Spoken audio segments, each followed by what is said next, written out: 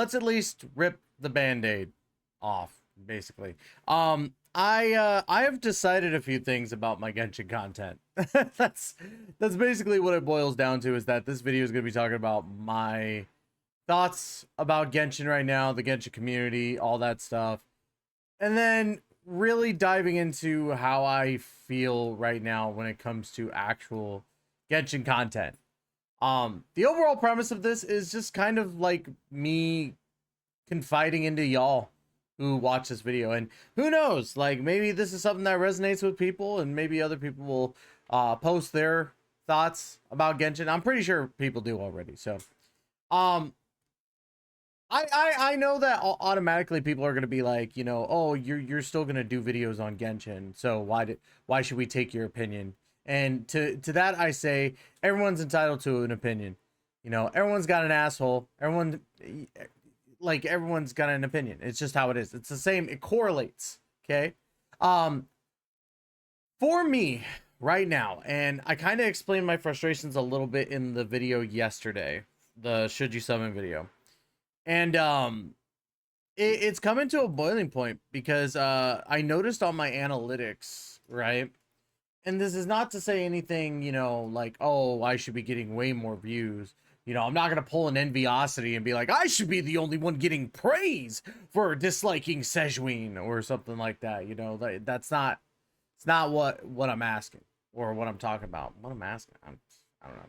But, the only videos that really do well with Genshin right now is either criticism videos or horny videos. And to put that in perspective, I did, and it's not even that these did well, it's just more so how I feel about it.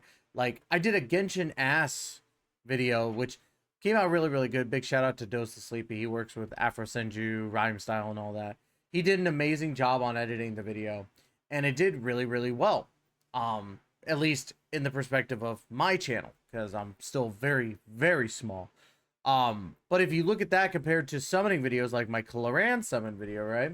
My Clorinde summon video is barely even touching, like, you know, 50. And that's pretty sad.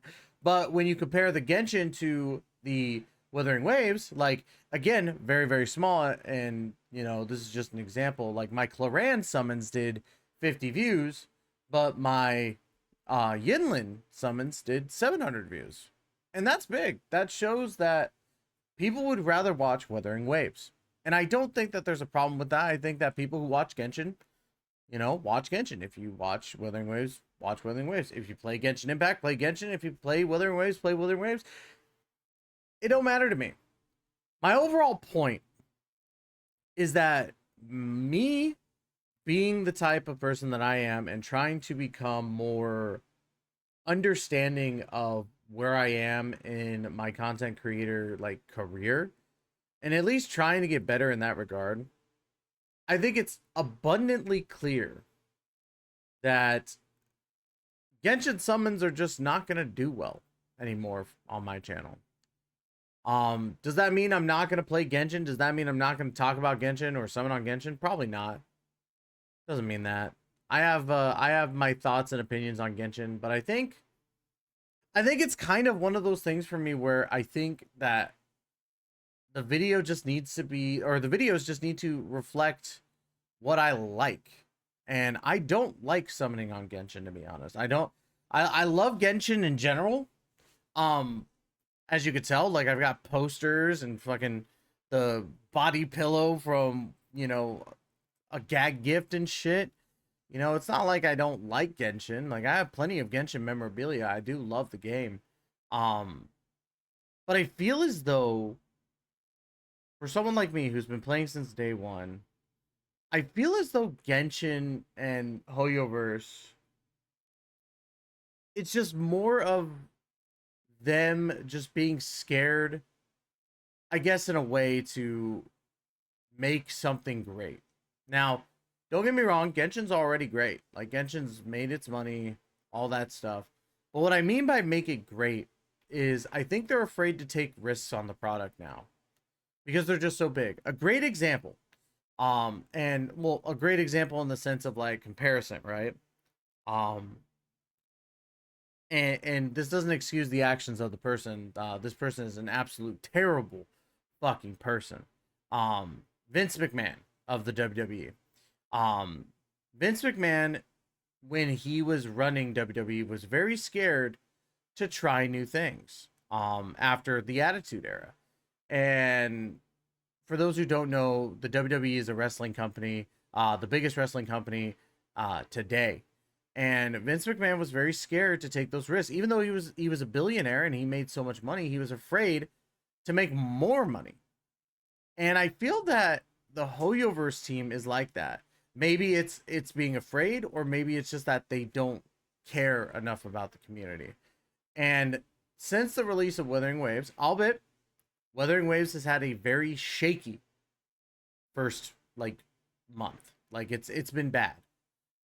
However, the one thing that I could say about Wuthering Waves is that I feel as though the company has been as respondent and as communicative as it could possibly be. They find the issues, they listen to the community about the issues, they constantly give out updates about what they're doing.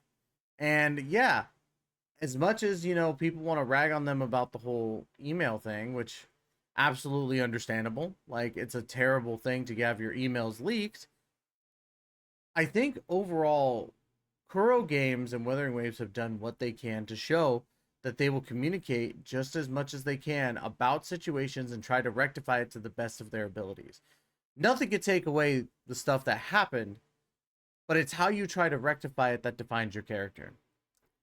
I feel as though the team behind Genshin Impact, not Hoyoverse, but Genshin Impact developers and the team behind them, do not truly care about the product. And a great example is comparing Genshin Impact's dev team to Honkai Impact Third and Honkai Star Rail.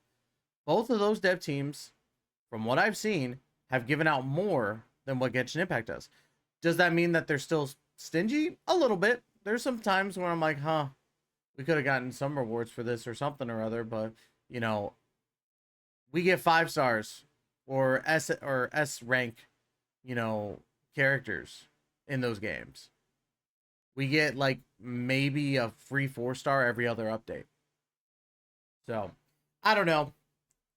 I feel as though the thing with Genshin is it just feels as though they're afraid of success in regards to doing better, and they're afraid to talk to the community, which is understandable. To be honest with y'all, and this may not apply to everybody, but when I go to, like Twitter, some of y'all are crazy. Like 100%.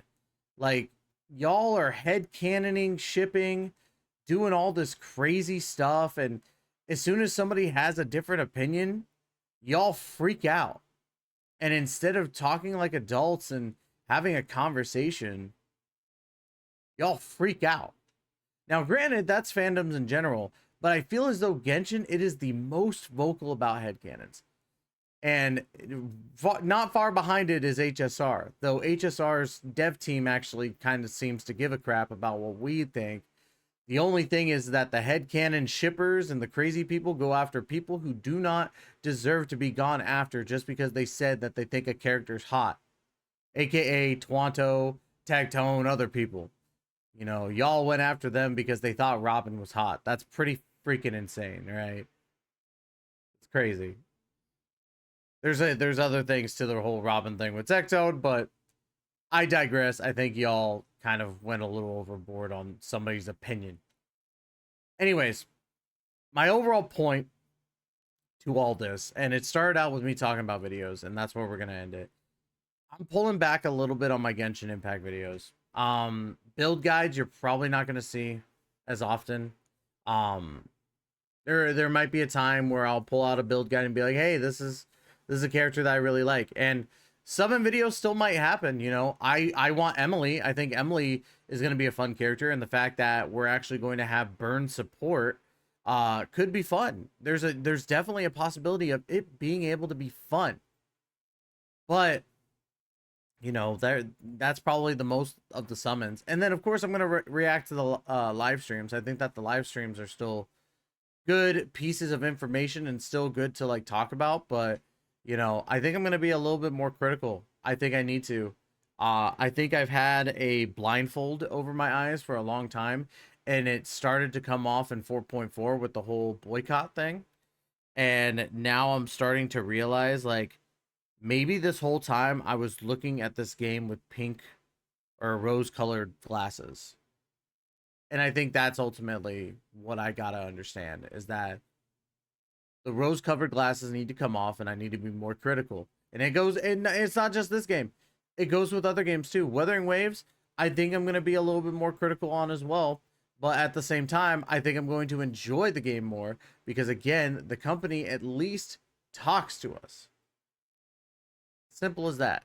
So, anyways, overall point, TLDR, if you at least made it this far, you know, and you weren't listening and just had in the background, you're like, when is this guy going to stop yapping? TLDR, I'm pulling back a little bit on my Genshin videos. You'll still see some because I still love the game. But I want to pull back because I could tell that I'm not having as much fun with build guides and all this other stuff as I used to. And I think that ultimately the amount of Genshin content on my end needs to kind of die down a little bit. So, but yeah, that's it. That's really all I got from this one. Like, comment, subscribe. Tell me how you feel about Genshin. Do you think I'm crazy for my takes on the Twitter, like peeps, you know, how they overreact? I don't know. I definitely like to hear other people's opinions. So let me know. Anyways, y'all, that's going to be it. Love you to death. And as always, we will catch you in that next video. Please take care and be safe.